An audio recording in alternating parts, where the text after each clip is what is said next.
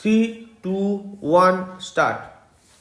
In reply to the petitioner's argument to the effect that the appellate authority had mechanically rejected the appeal without any independent application of mind and without incorporating the reasons towards dismissal of the appeal, Mr. Mitra submits that if the order of the appellate authority is an order of affirmation, then it is not obligatory on the part of the appellate authority to pass a speaking order. Stop para.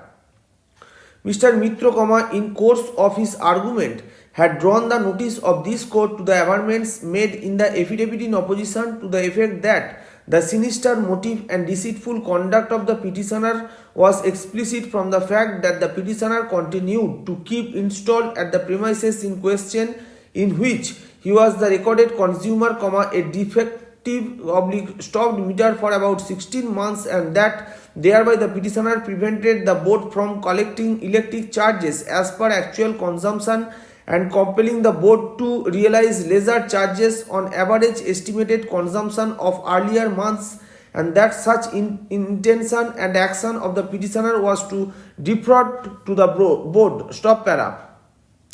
I have heard the learned advocates appearing for the respective parties, and I have considered the facts and circumstances of the case. Stop. It is well settled in service jurisprudence that authority concerned has to apply its mind upon receipt of reply to the so cause as to whether a further inquiry is called for, but in the instant case there had been no such application of mind on the part of the disciplinary authority, inasmuch as there is no semblance of any consideration of the petitioner's reply to the so cause notice, and the charge sheet issued is a replica of the so cause notice. Stop para. In my opinion, approval for issuing charge memo and approval of charge memo are distinct actions at distinct stages, and that the decision at both stages has to be taken by the disciplinary authority, but in the instant case, no such decision was taken prior to issuance of the charge sheet upon consideration of the reply of the petitioner to the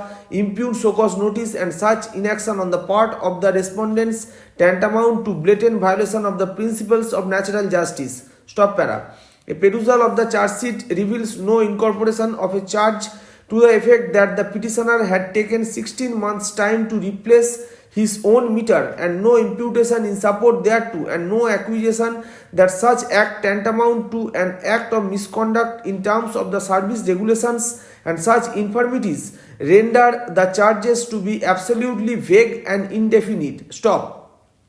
It is well settled that an infirm charge sheet is violative of the principles of natural justice, and that it vitiates the entire decision-making process. Stop. From such sequence, it is explicit that the charge sheet suffers from patent legal infirmities. Stop para. In the reply to the charge sheet, the petitioner categorically answered the charge of low consumption as contained in clause A of the charge sheet, and the instances pertaining to the said charge as contained under clauses B, C and D of the charge sheet, and upon consideration of such defense, the inquiry officer categorically observed as follows: :para. The other charge against Sri Jagannath Adhikari is that during the period from 01/01/01 to 05/02/02, average 40 units were charged, but again a supplementary bill was raised for last 6 months at the rate of 20 units per month after replacement of meter on 06/02/02. Stop. It evident that after replacement of meter, consumption comes to 263 units in between 08/04/02 to 15/07/02, 179 units in between 16/07/02 to 18/10/02, and 156 units in between 19/10/02 to 18/12/02. Stop para.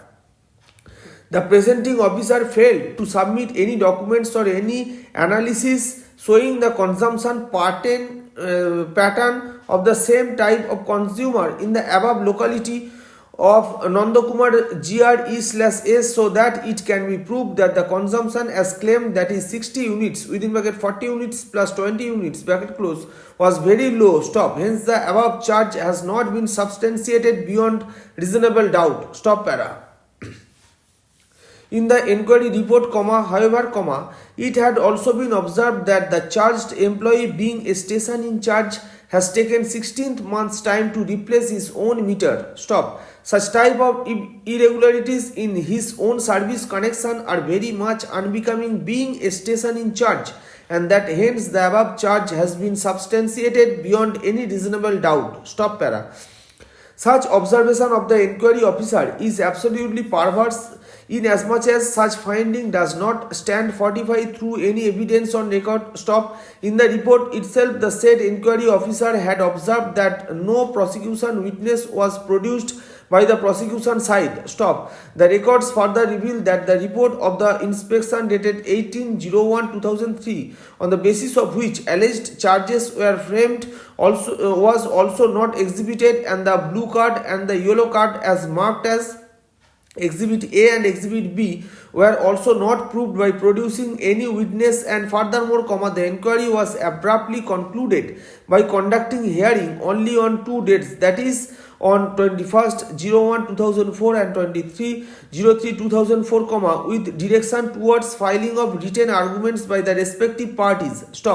An inquiry consisting merely of putting questions and inviting written arguments, without examination of any witness and without tendering any document in support of the charges, is unsustainable, and such infirmities in the decision making process warrants intervention of this court.